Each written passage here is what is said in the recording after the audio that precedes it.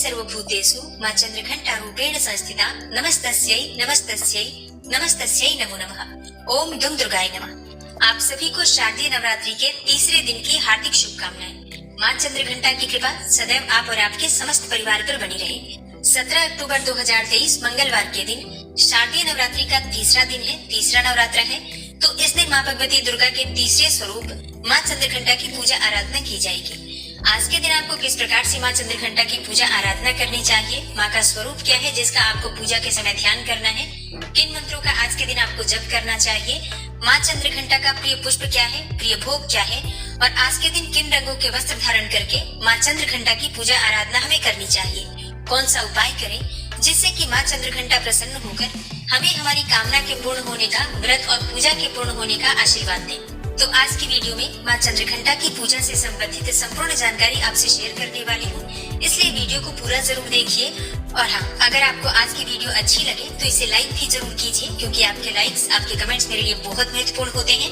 ये एकमात्र जरिया है जिनसे मुझे पता चलता है कि आपको ये वीडियो अच्छी लगती है और आपके लिए ये वीडियो उपयोगी है। तो अगर वीडियो अच्छी लगे तो लाइक तो जरूर ही किया कीजिए। तो सबसे पहले जानते हैं कि मां चंद्रघंटा की पूजा का महत्व क्या है। देखिए, मां चंद्रघंटा की पूजा करने से साधकों को लंबी आयु का वरदान प्राप्त होता है, आरोग्य की प्राप्ति होती है, सुखी और संपन्न होने का वरदान प्राप्त होता है। मां चंद्रघंटा की आराधना करने से साधक के समस्त पाप और बाधाएं नष्ट हो जाती हैं। इनकी आराधना से प्राप्त होने वाला एक बहुत ही बड़ा सद्गुण ये भी है कि साधक में वीरता और निर्भयता के साथ ही सौम्यता और विनम्रता का भी विकास होता है।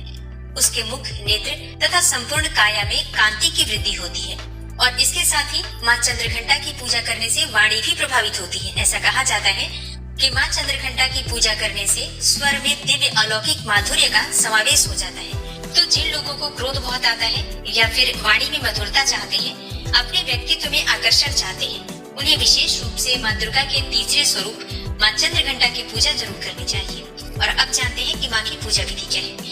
देखिए, पूजा की विधि बिल्कुल वही होती है। सुबह आपको जल्दी उठना है, नित्य कर्मों से निवृत्त होकर भगवान सूर्यदेव को जल दीजिए, फिर अपने घर के मंदिर में या फिर जहाँ पर भी आपने माँ की चौकी लगाई है वहाँ पर आ जाइए। सभी देवी देवताओं को अपने दोनों हाथ जोड़कर प्रणाम कीजिए। इसके बाद एक शुद्ध आसन डालकर चौकी के पास आपको बैठना है। फिर जल से शुद्धिकरण कर लीजिए, अपने ऊपर जल छिड़क लीजिए। जो भी पूजा की सामग्री है, पूजा की सामग्रियों पर जल छिड़क लीजिए।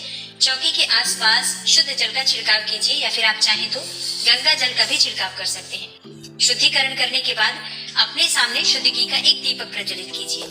दीपक प्रज्वलित करने के बाद आपकी पूजा प्रारंभ हो जाती है।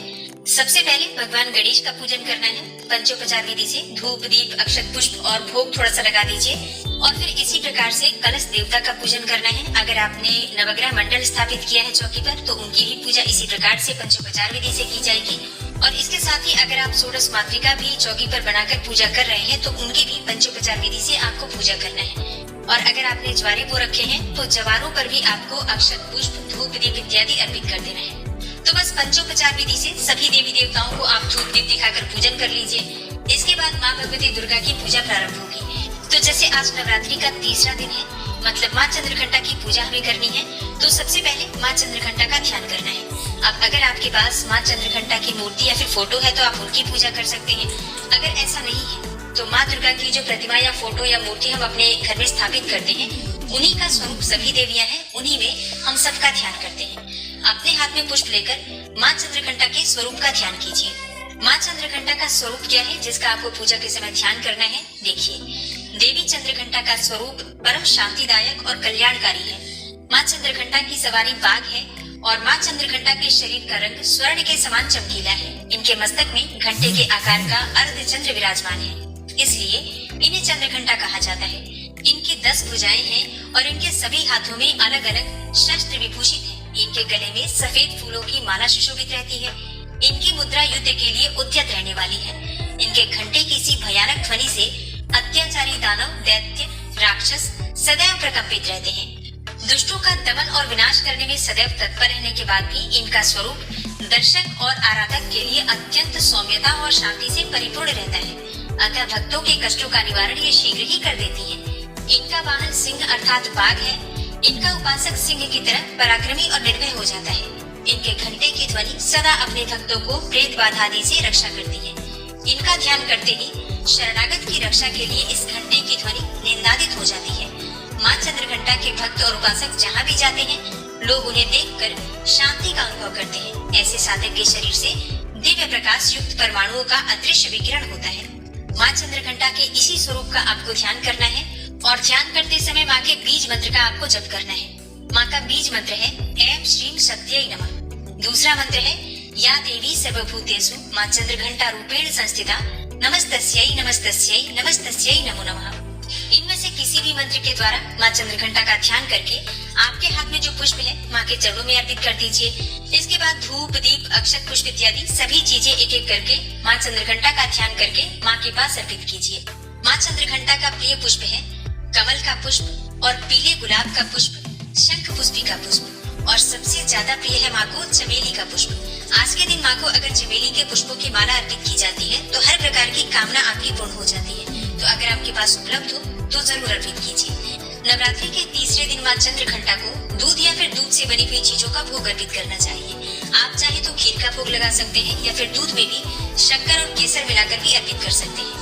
और इसके अलावा जो भी ऋतु फल आपके पास उपलब्ध हो, चाहे केले का फल या फिर कोई भी फल, तो माँ को अवश्य अर्पित कीजिए। आज के दिन हमें किस रंग के वस्त्र धारण करके माँ की पूजा करनी चाहिए, तो देखिए, आज माँ का प्रिय रंग है भूरा और सुनहरा। तो जो भी सामग्री आपके पास उपलब्ध है उससे विधि विधान से माँ दुर्गा के तीसरे स्वरूप का ध्यान करके माँ चंद्रघंटा का ध्यान करके पूजा कीजिए। और पूजा करते समय माँ चंद्रघंटा के मंत्र का अपनी इच्छा के अनुसार 11 बार 21 बार जप कर सकते हैं। इसके बाद जो भी आप पाठ करना चाहते हैं, दुर्गा सप्तशती का या फिर कोई नवाड मंत्र का जप करते हैं या फिर कोई भी मंत्र जप कर रहे हैं तो बिल्कुल कर सकते हैं। अब जैसे कि आपकी पूजा पूर्ण हो जाएगी तो आपको आरती करना है कपूर और लौंग जलाकर, और इसके बाद क्षमा प्रार्थना करना है। और हाँ, माँ चंद्रघंटा की कथा भी जरूर सुननी चाहिए। जब आप सुबह या फिर शाम को पूजा करते हैं तो किसी भी समय, चाहे तो दोनों समय या फिर किसी भी एक समय, माँ चंद्रघंटा की कथा भी अवश्य सुननी चाहिए। और सुबह की पूजा पूर्ण कर लीजिए जिस भी प्रकार से आपके पास समय हो। अगर आपके पास सुबह बहुत ज्यादा समय न हो तो बाकी की पूजा आप शाम के समय भी कर सकते हैं। कोई भी मंत्र अगर आप जपना चाहते हैं, सुबह समय ना हो तो आप शाम के समय भी जप सकते हैं। शाम के समय फिर से माँ को भोग अर्पित किया जाता है और माँ की आरती की जाती है। और एक और चीज, आज माँ चंद्रघंटा की पूजा की जाती है तो विशेष रूप से घंटी अवश्य बजानी चाहिए। सुबह की पूजा में भी और शाम की पूजा में भी जब आप आरती करते हैं तो घंटी अवश्य बजाइए।